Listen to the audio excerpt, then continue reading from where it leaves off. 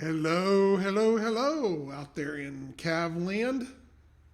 Welcome to another edition of CAV HQ Live. I am your host, CAVBoss. I am running solo tonight. Mr. James had some other things come up that he needed to deal with, so you get just me, for better or worse. He tends to keep the conversation moving a little better, but we will do our best and work through it. So we'll give everybody a little bit of time to show up, and then we're going to talk about CAV or things they're about. I do plan on brought a few of the new cards out of the new initiative deck we're working on. We'll be showing those tonight. Some of them anyway. Ilmrin, hello. How you doing? Welcome.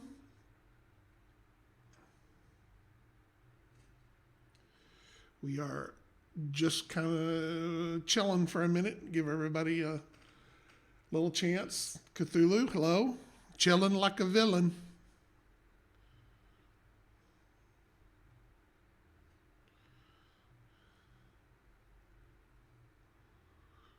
We'll see what we can stir up tonight for the CAV initiated. Oh, another long day. I'm not looking forward to the hot days of summer. I like the cool days or the medium days of spring much better. So we shall see. But I hope everybody is doing well tonight.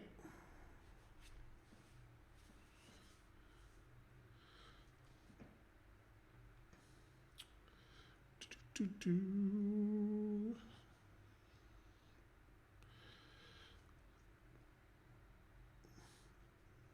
finished getting the pre-shading, the black part, done on my drop ship today. So that's done. So I will have that ready to show next week as I start filling in the panels. And by the time it's all done, you'll just barely be able to see the black in there, but it just gives it a little bit more of a worn look. So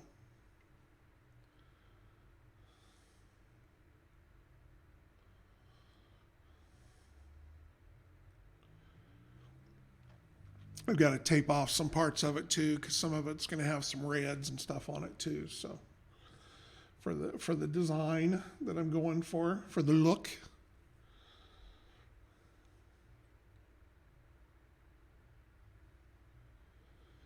Just finished the dry fit on the power substation. Well, don't be careful and don't get electrocuted. No, be electric safe. Oh, everybody's a smart ass.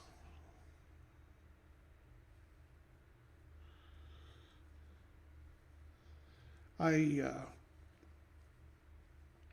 spent most of the day. I had lots of little projects today that I've been kind of working on.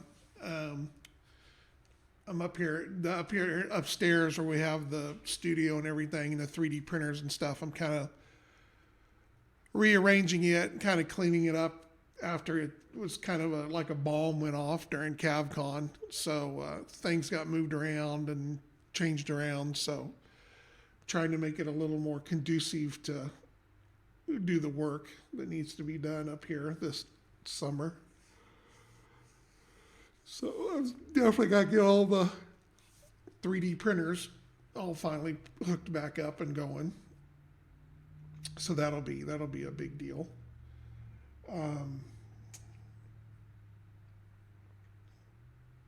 But that's about it. I had some orders that went out today, and it was definitely a hump day.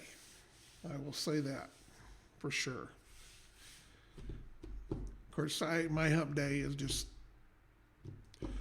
intro to more work this week, but hey, it is what it is. All right, so hopefully everybody that's going to show up tonight is here, and we'll just kind of go from there. So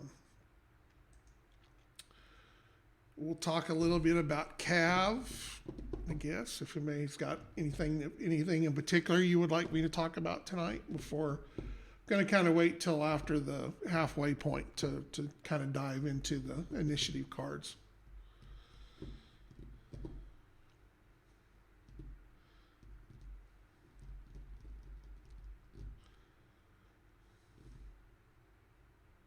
I know that I saw some more pictures up today of some of the ADON and stuff that was up for the Slow Grow League that James is putting together.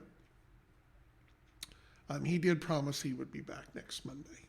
So I think he's going to miss Stompy Robot podcast this month because it's his anniversary. So I think Ross is planning on ramrodding that deal. So we'll see what he needs and if I can help him or something.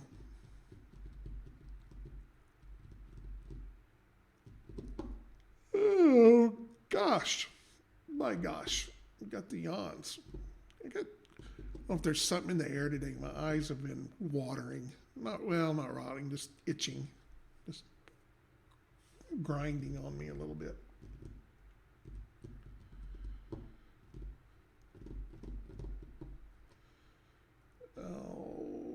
Okay. Well, everybody's pretty quiet tonight so far. So, I spent a little bit this afternoon talking. I've got a new sculptor that's coming online. And he is going to be doing a new set of light, heavy, and power armor infantry that we are going to be releasing. It is my hope that we will be able to do these in dual cast. I think that we will. So I'm kind of looking forward to that. But hopefully we'll have some preview pictures here in the next couple of weeks so we can kind of give you an idea of where we're going with these. But yeah, he's got a lot of experience with sculpting small figures. He does a lot of 6mm stuff.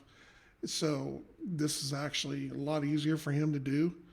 And my hope is that we'll do the 10mm and then that it'll hopefully switch over to 15mm as well, because I'd like to do some in 15mm, just as a side gig for people that play some other games in 15mm. There's some good crossover there, so we'll see how they work out.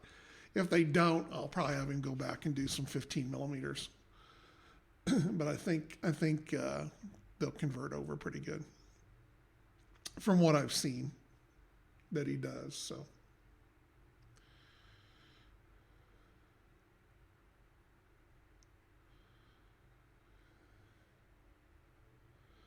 yeah, the initial stuff that he's going to be working on is all 10mm, but if when you 3D print stuff and you enlarge stuff, sometimes it gets kind of weird,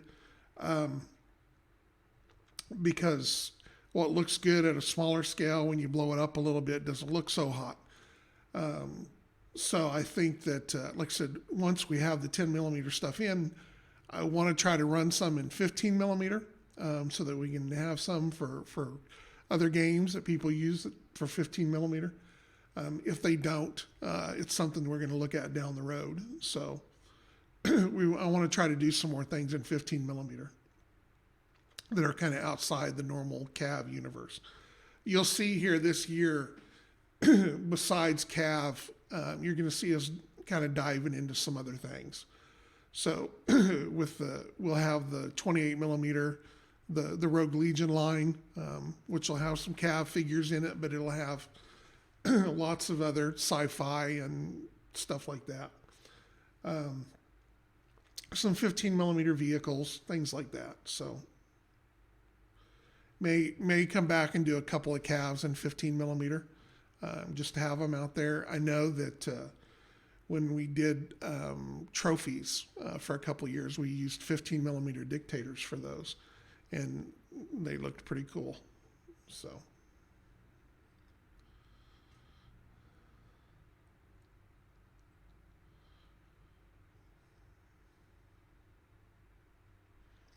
Just something, we've got to move into some other areas as we go, and with dual cast, that gives us a lot of options. So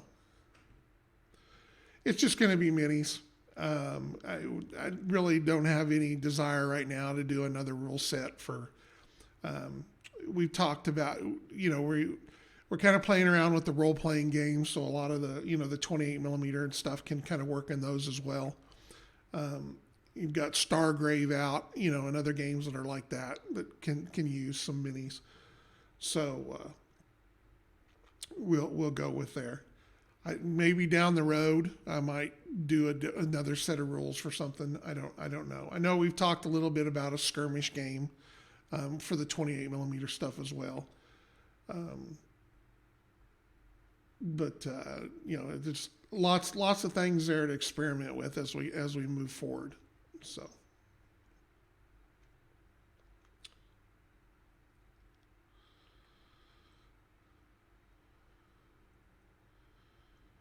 Especially the 15 millimeter, there's so many good games out there that are more generic type rules that a lot of people use for 15 millimeter. There's grunts and dirt side and hammer slammers, and there's a lot of good rules out there, but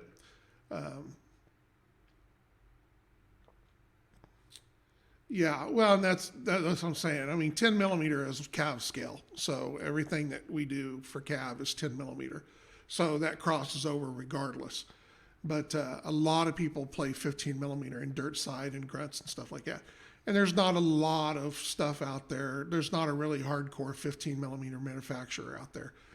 It kind of jumps around a little bit here and there. And I think there's a couple of companies in England that tend to do a little bit more of them, but that can be more expensive to get it over here and stuff. And I think too, with being able to do everything in dual cast, that'll help a whole lot too, price wise, for the figures.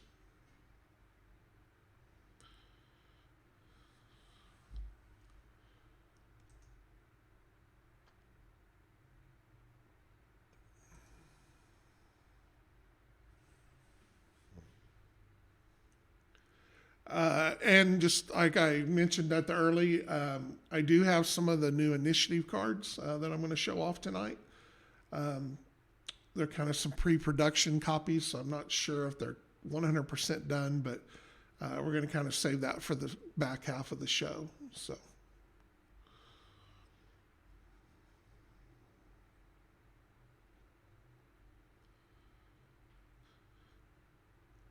184 millimeters, Colonel Kane. I believe I'm going to stay away from that. We do have the Starhawk 7.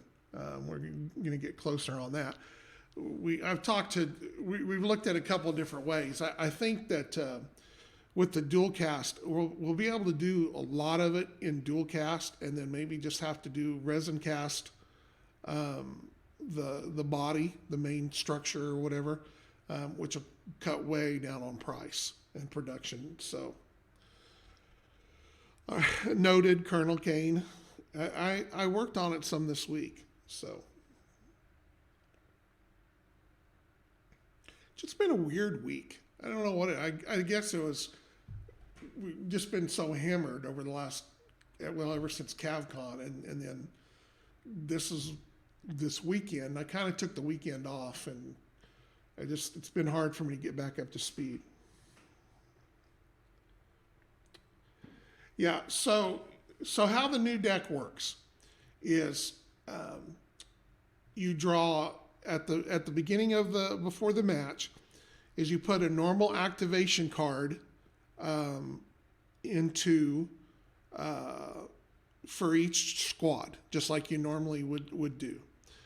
Then there are tactical cards and there are event cards. So you will draw one tactical card at random or roll or however you want to do it per squad. And then each side gets one event card. So if you have 3 squads, you will have 7 cards in your side of the deck. So if it's 3 squads versus 3 squads, there'll be 14 cards in the deck. So that way it spreads the cards out a little bit. It gives a little bit more flavor to what you're doing, and makes it easier to shuffle. Obviously, shuffling 14 cards instead of 6 cards is a lot easier. Those will be cool.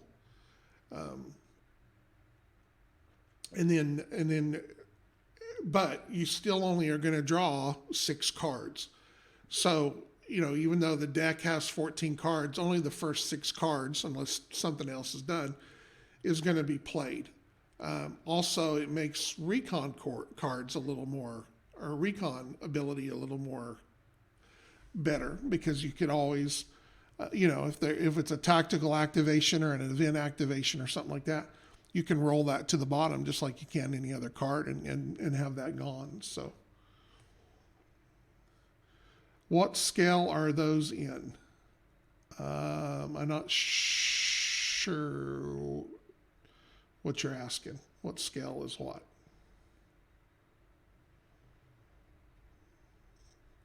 Then as squads die, you'll just take out the normal activation cards. So it'll decrease the chance of you having a card, but maybe not as bad as it would have been if there's only 6 cards and you take one out. Now you're down to 2. So the Starhawk is going to be like the big dictator. It's 28 millimeter, 32 millimeter. We're having a hard time deciding on which of those 2 is the right one.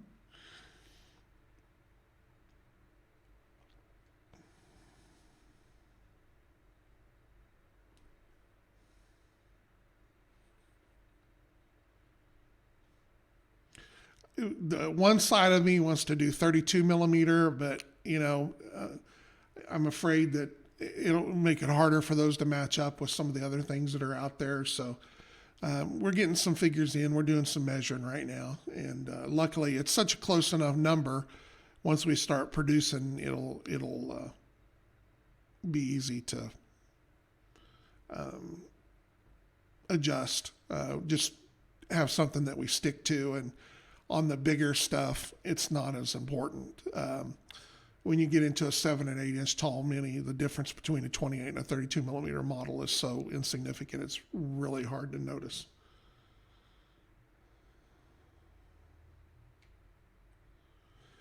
And the initiative deck, there'll be cards in there as well for, if that you can use for like the Ritter faction doctrine. There'll be like the extra cards you can add from the battlefield assets, like the SIGINT cards and stuff. So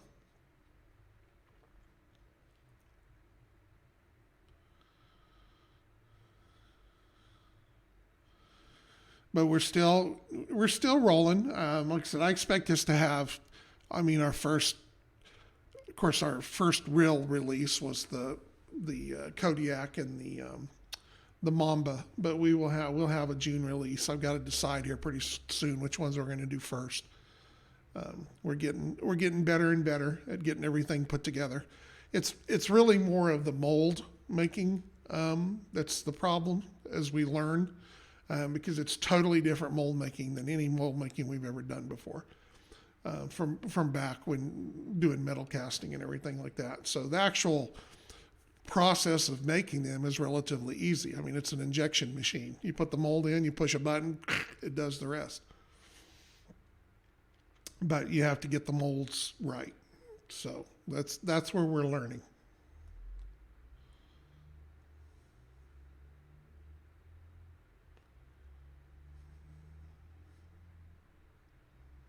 But my hope is that we will have at least 2 models a month to release, especially here at the beginning, just because we have such a backlog of figures. We may, after we get kind of through that pile, we may slow down a little bit and maybe do an every other month release or something. But right now, I think that doing 2 a month will be pretty easy for us to keep. You know, I don't know about that one. That was a crisp project. We really don't have anywhere in the game for it right now. It wasn't anything that was already there. So and I need a little time for it to grow on me. It's kind of like the Nomic.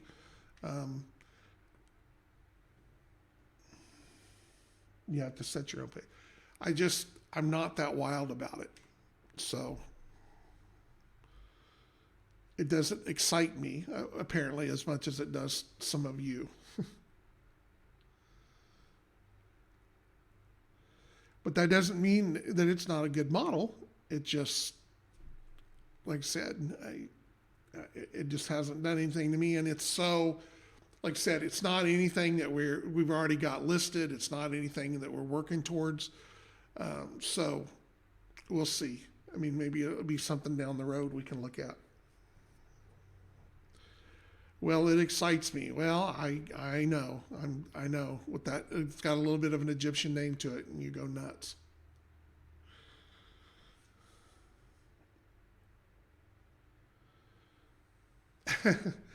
Yeah, the Nomic has grown on me over the years. I'm all right with the legs. It's got some weird kind of different feet, but I think that's what makes it better. I think that it's kind of got a stranger look to it, and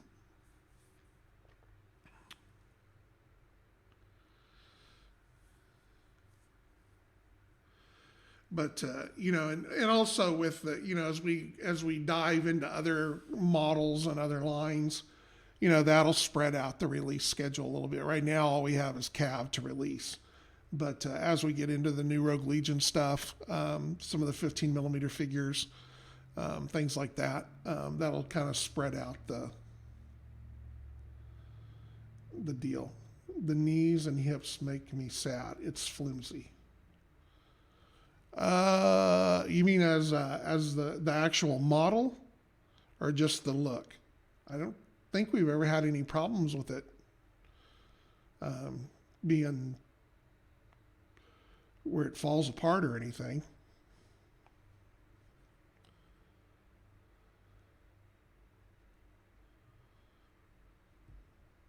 I can honestly say that's the first time I've ever heard that.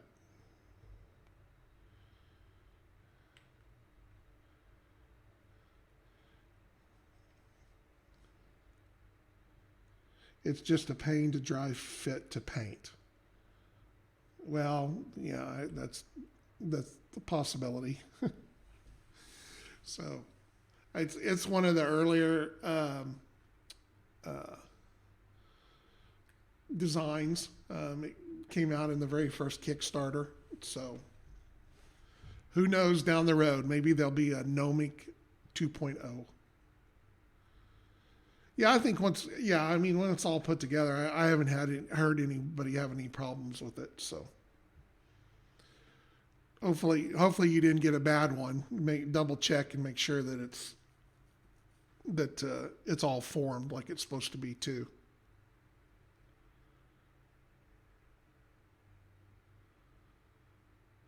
Yeah, a lot of the ones in the first Kickstarter, especially, were much tighter fitting with the way they were put together.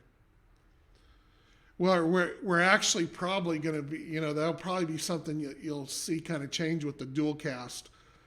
They may not be as tight as what we've done so far, just because we're getting some weird, and it's as we learn and we'll get better at it.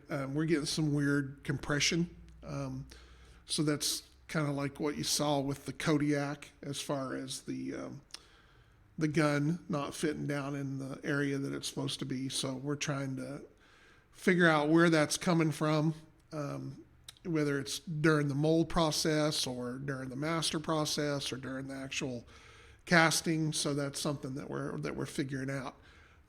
If it's something that we can fix, that'll be great. If not, we may have to give everything just a little bit more wiggle room so that when it compresses, it has enough room for everything to still fit.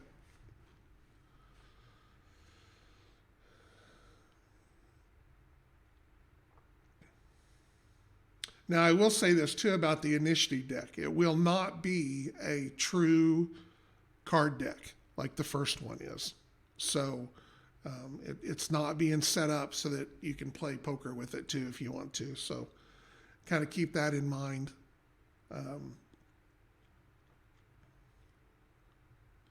But we've got the original deck that you can play poker with if you want to. So that'll be all good. All right, so let's go ahead and let's see here if we can pull up. Of course, there's two decks. There's red and black. So I just kind of grabbed some random. There is quite a bit of new artwork in the deck. There's some reused stuff, but we had a lot of cards. So let's see here. Our first one to look at. All right, so this is an activation card. This is just your normal card with the number on it. They are numbered, so if you want to assign something to a specific number or something, you can. If not, it'll just be an activation card. But basically what you see here is the layout for the front of the cards. This is a red card, naturally. And such as ODST. Yeah, if you need to assign something to it or whatever. There's also going to be, there's some generic cards in the deck too, so you can always use one of those if you want to. So anyway, each card has its own individual picture. It says what it is. This is an activation card. And then every card that's like this has a little quote or something from somebody in the game universe or something like that. Cards that actually do anything also have a description on them as to what they do. So that is that is a red activation card there. So we get a little Dana Murphy right off the bat out there to introduce us to the CAV universe. And these are normal playing card size. So, and I believe they will have little rounded corners. I think like the cards that we have now. So.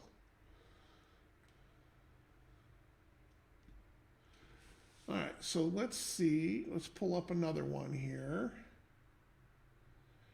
This was I just kind of had to put this together, so bear with me here as we change this out here.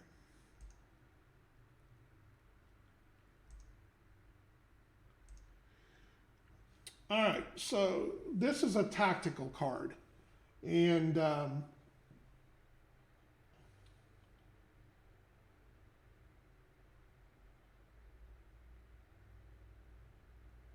so as you'll see, it has a T up there instead of the number to show that it's a tactical card. Again, it says it's a tactical card. And this particular card is a command decision. So this is an actual card that when you draw this card, you will be able to activate your squad on the red side because every card still counts as an activation card. But with tactical cards, they actually allow you to get a special or something that goes in there. I think each side has 8 tactical cards to start with. Down the road, we'll add extra new cards and stuff for special events, things like that. Let's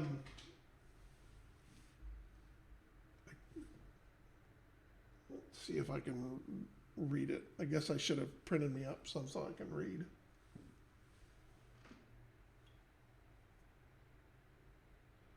allows for something. Maybe you can read it on if you got a better monitor without me blowing it way up. So I guess I could look on the, see if it shows up better on here. Yeah, well, it gets a little blurry because it's on the monitor. When it's actually printed out, it'll be good and sharp. Get a free C3. Okay, there you go. So command decision gives you a free C3 point to use during your activation. Now, anything that happens just happens during your activation. So if you don't use your point, you don't get it. It doesn't carry over. You can't save it.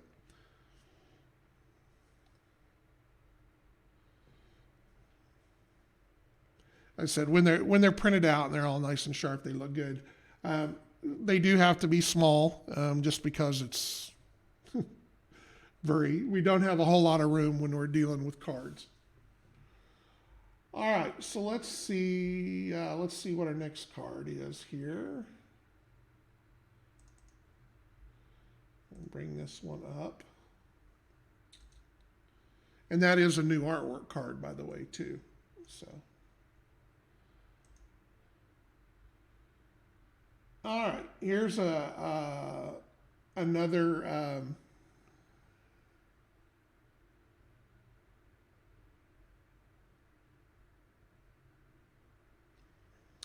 no, you still are, you only get to use one C3 point, but it gives you a free one that you can say if you've got your other ones, you can save them for a later turn, or if you've already used them up.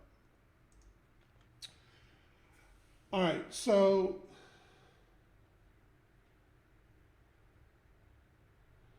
this is another tactical card. Yeah, so this is a mobile mechanic, which is repair 1 DT. So you will actually be able to pick a model that's in from the squad that you've activated and automatically get 1 DT back. So like I said, they're not set up to do huge, big things, but they can make a little bit of difference. Correct. Yeah, it just allows you to fix. You can't fix lingering damage. Yeah, everything still works within the normal confines of the rules. It's just giving you a freebie or something like that. Now, yeah, I mean, it could save somebody that was getting ready to die. Or if you had one that was right on the line that had just gone over into something else, and that moved him back up and exactly. And it may come up and it may not come up. Again, like I said, with 7 cards, you only get 3 of them every turn. So, all right, let's see. What's our next one? All right, I think this is an event card. And this has new art on it, too.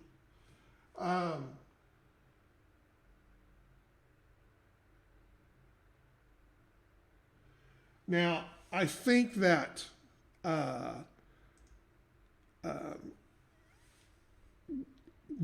some of these are not all been finished up yet. So there's just kind of some text in there as holding. So don't...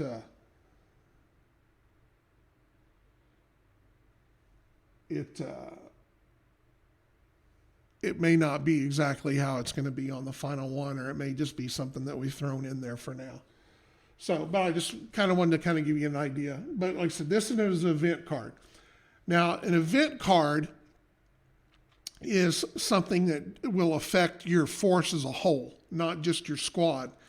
And it's something generally has to be done in order to activate that card. So, or a certain situation has to be met. We're still kind of tweaking them a little bit, but it has a little more oomph to it. So hence why you only have one event card in the entire deck for you. So if it comes up and you're able to do what that particular event asks you to do or meet those criteria, then you'll get that that event to happen for the remainder of the turn, and it can affect your entire force as opposed to just that squad. And again, you will activate a normal squad on this card like you would with any other activation card. All right, so and like I said, this is a new art one too. So let's look at some black cards. I think we've got some black cards to look at.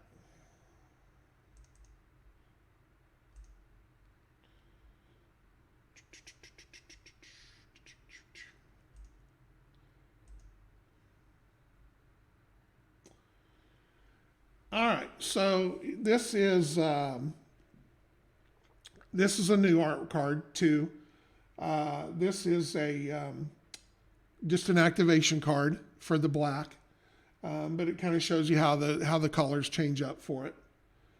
Again, I think there's just some holding text in there right now, so I was working from the file and kind of just grabbing some random ones to show today. So, but you can definitely tell that the guys designed this deck. So, but it's kind of a tech look there. Maybe, I don't know. She might be a pilot or a tech one. I'm not sure, but hey, she's there. But, and like I said, this is a black card, so it shows you the difference where the colors and everything. So, all right, let's see what we've got for our next black card. This is a new art card as well.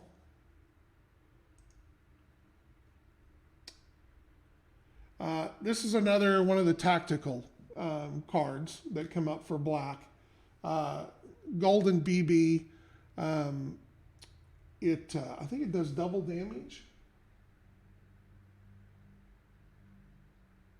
Yeah, you'll be able to do more damage with this particular card when it comes up. So that's an actual. I don't think that the quote is right in it yet, but but the tactical is good. Yeah. We got a little amethyl concussion action going on there.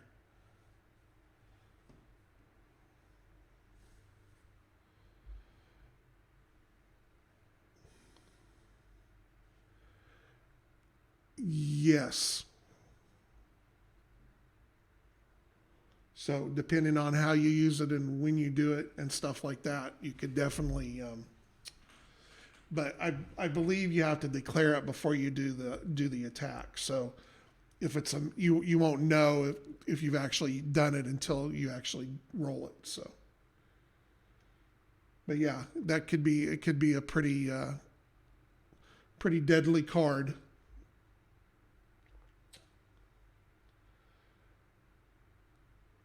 And both sides have the same cards. So you have, depending on whether you roll for them or just draw them out of the deck, both sides have the equal opportunity and may have the same tactical cards in their deck. There are 8 cards that are coming in the deck for each side. So same thing with event cards. So there's a black one and a red one of everything. All right. All right, this is another black tactical card, and this one I think gets extra move action. I think so you could actually, if you wanted to move 3 move actions at one time. Yeah, well, and that's the deal. But it's all random. I mean, you can obviously, if you guys want to pick what you're going to pick. But I think to get the full flavor out of this, you want to have the ability. You want them to be random. That way, you can't design your force around the cards. You never know what you're going to get. And I think that adds that extra element into the game. And then down the road, like I said, we'll add new cards. Another thing that'll be really good, especially with like the event cards, we'll tie those in with scenarios. So when we start publishing some different scenarios and have some objectives or whatever, we'll actually tie the cards into that particular scenario. So you may have an event card, but your event is already selected for you as part of the scenario. So when the event card comes up, you get what comes with the scenario. So that's I think going to be kind of a cool thing that we're going to do with them.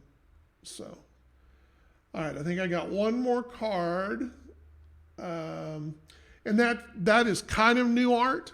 That is we've used some of the JOR the standalone art and kind of incorporated that with some backgrounds and stuff to get some new looks to it. So. It's kind of new and not new. And then here's another. This is one of the black event cards that's got the Adenese Enforcer on it. And again, the event cards are not finalized yet. So this is just some stuff that's standing in there. We're still getting all of our quotes and everything together. So. Well, yeah, but some of the art was this style was used in the original rule book. The Enforcer was not, but the Imperator's on the very back cover. So your force has been glazed. Yeah. Well, and like I said, that'll be something cool that we'll be able to encompass with some of the scenarios. And then, like I said, I'm hoping that we can have some, special cards that people will be able to get at that we'll do like a convention card for the year, or, maybe use like the points from the back of the blister cards. That's something that we're getting ready to start rolling out as far as so people can use those to get. And the things that you'll be able to get with those points that's the only way you'll be able to get them. It'll be unique, a unique shirt, a unique patch, maybe from time to time a unique miniature that we do, or a variant of one, that you'll only be able to use those proof of purchase points for. So we're finally getting that all kind of straightened out too. So. But I'm real happy with them. Of course, all the backs will be the same on all of them. We're finalizing the back art of you would think, well, since it's the same art for every one, but just trying to get the look down that I want it to be. So, well, and I've been preaching that ever since we started selling figures. So, at some point we would get that together. But yes, you do want to save those backs of your cards, your blister card packs.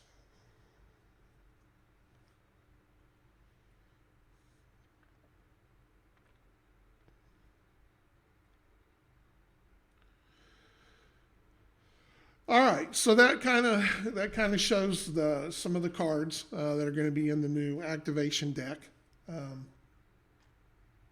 Like I said, there's at least 56 cards. There might be a few more. I don't know what the actual count ended up being. Because like I said, there's going to be some generic cards in there. There's some cards to use for other things. I know, and I it was one of those things that we wanted to have earlier on, and it just, I just couldn't exactly figure out how I wanted the program to go, and we changed our minds, and something else became more important or whatever, and but we're getting it all situated. The biggest thing is of course going to is redeeming them, because it's not something you'll be able to do necessarily totally online. You'll print out a PDF or whatever and fill it out and send it in with your proof of purchase points to redeem.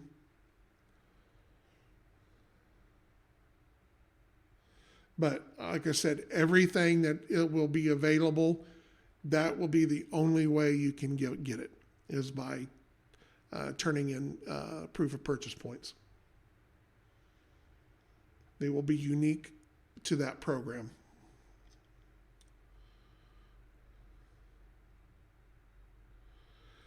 All right, so we've got about 15 minutes left, 14 minutes or so. Anybody have any questions? Any critiques? If you don't like the cards, I don't know that really matters at this point, but hopefully Hobby Habit says the art is awesome, so that's a big plus. I'm pretty happy with them. I think they turned out really good. I think they're sharp. They obviously have a lot more character to them than the original card deck, and it's just something that we can build with that I think will make the deck system that we use much more a part of the game, as opposed to just being kind of an add-on way to do initiative. I can't give you an exact date. I've decided I quit trying to tell people exactly when it's going to be. We're because of the fact that there are actual painted miniatures for every figure in there. I'm trying to get everybody done. I'm trying to get the figures done. We brought on a couple of more painters. I've got to check the list to see where we're at. So hopefully it'll go. All right, thoughts on revetments? Yes, actually, we do. This is something actually, since you asked last time how we're going to do that, and tentatively, I'm still kind of tweaking it or whatever like that. But if you are in a revetment, you will not be considered stationary. And this is going to kind of change over with some of the other cover rules as well. So I'm kind of going through and testing against everything to make sure on that. But that's basically what will happen. Is if you're in something like a revetment that is giving you cover, then you get the revetment cover, and you are not considered stationary. My thought process behind this is, if you are using something for cover, whether it's a revetment that you're behind a hill or something like that, that you will adjust yourself to be in the best position you can towards somebody firing from that direction. And so that kind of negates the just standing out in the middle of nowhere.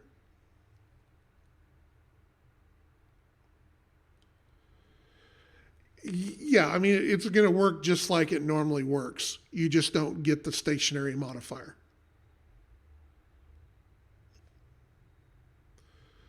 Yes, the plan is if you are in some kind of cover that from that particular model shooting at you or whatever, then you ignore the stationary mod. And I think that's the easiest way to do it without trying to rewrite the whole, on a whole nother rule for it. Is basically, like I said, I'm trying to get the verbiage finished down on it and checking against every direction where it applies to. But obviously, in hindsight, thinking about it, the fact that stationary kind of defeats the purpose of getting cover. If you get into cover, and then you're going to get end up giving up a -1 or a -2 to be hit. There's no reason to get into cover and try to get into a defensive position. So basically, that's the way I look at it. Is if you put yourself into a situation where you get some defensive cover, it is assumed that you are maximizing that particular cover to the best of your ability, and that's kind of a wash on being stationary. Really, where the stationary mod really is to come into play is for you just standing out in the middle of the board. If you're just out in a clear spot, you get a good line of fire or whatever, you get at a good range, and you just decide to pillbox up, and that's fine if you want to do that. But obviously, that's not always going to be the best thing for you.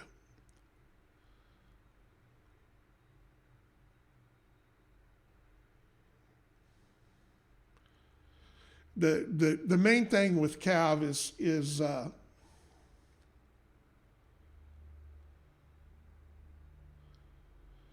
right. Yeah, and that's really where the stationary mod comes into play.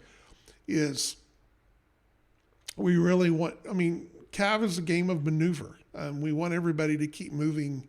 So if it makes it deadly for you to sit still, it's a tactical choice that you have to make. If you're able to, provide cover for somebody and get into position, and you can stay stationary because they're probably going to shoot at the guys up in their face or something, that you can do that. But if you like I said, if you walk out in the middle of the board and decide to pillbox up and just stand there and and it happens in every game. But my main experience dealing with that kind of stuff is back playing BattleTech.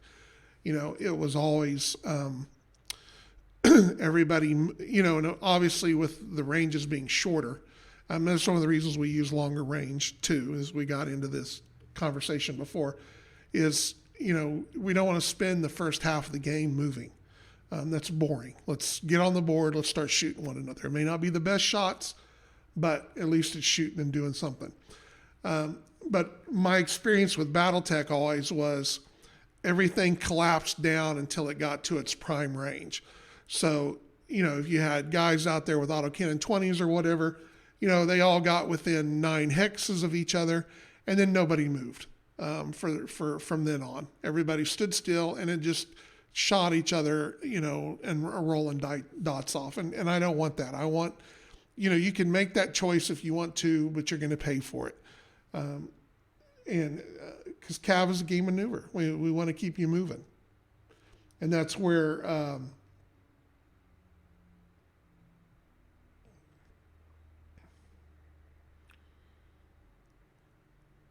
yeah, and I mean, and you still are going to have that. I mean, obviously, there's fixed positions that you can get into that are just really good.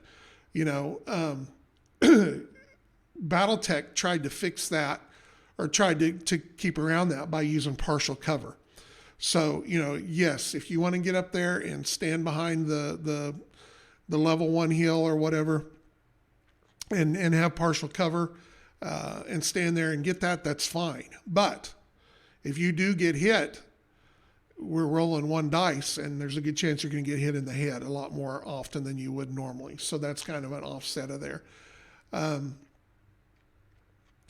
But you're always going to have that. Somebody can get into a prime spot that they've got good cover, that they're willing to give up a mod or whatever like that, just to take the shots. But really where it's going to come down to is when you do that, you're going to have other models be more important for the other side to shoot, if that makes sense. Yes, yeah, rockets definitely keep everybody on the move. They are, of course, as we've tweaked them a little bit. They're not nearly as bad as they were with some of the changes with the range mods and stuff like that, and going away from the 10 plus roll. But that's down the hill there.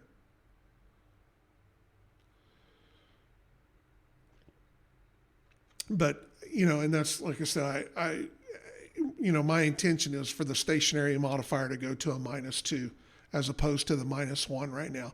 That way we can get rid of a state. We don't need to have a new state. We can use one of the other states that we already have.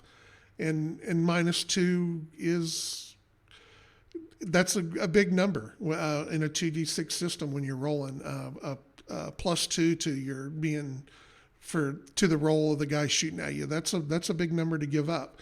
There may be times that you're okay with giving up that number, to get that perfect shot or to finish somebody off. But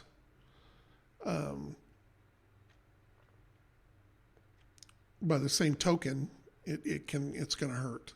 We want to keep everybody moving.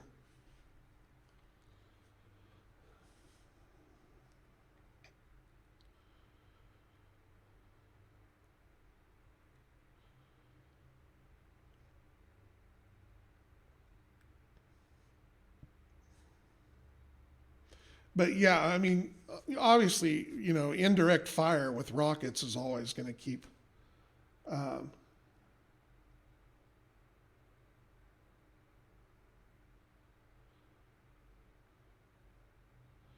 Would that make knockdown and stunned a +4?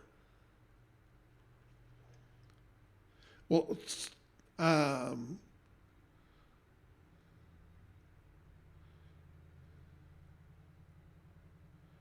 yeah, I mean it'll be the worst mod of the batch. So if you're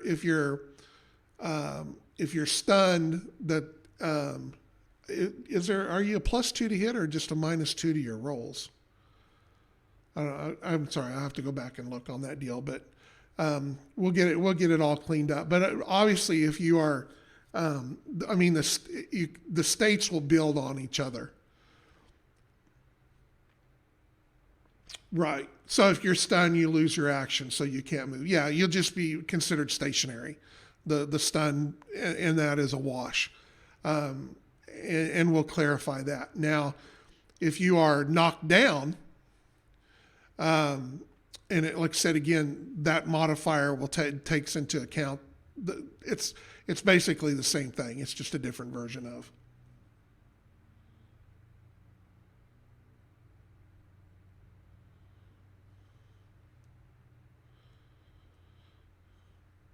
Those are things that we've got to clarify as we go through, and thanks for bringing that up, because it's before we moved ahead with any changes to it, we wanted to make sure that we get all that balanced out. So as of right now, no, those are we've already given you a +2, it all works out. It's all kind of the same thing, whether you stand in the middle of somewhere or you're knocked down or you're just standing there.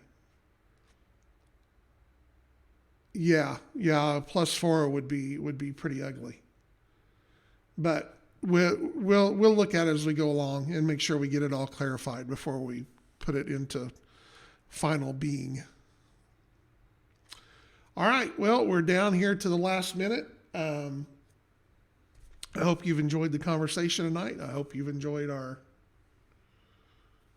new initiative deck preview. James should be back next week, so you won't have to listen to me drone on.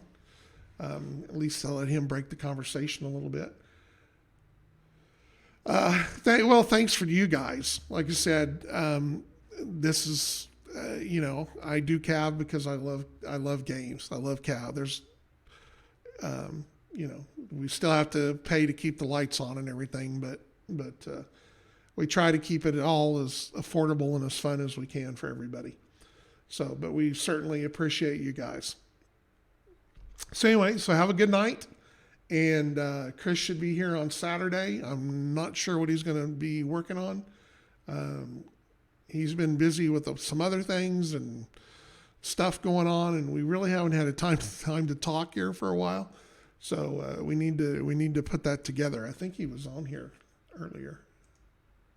Yeah, he's kind of here. So hopefully he's listening into some deal that he'll actually come out of his cave at some point and come and talk to me. So anyway, good night, guys. Take care. Appreciate it. Be safe. Hasta la vista.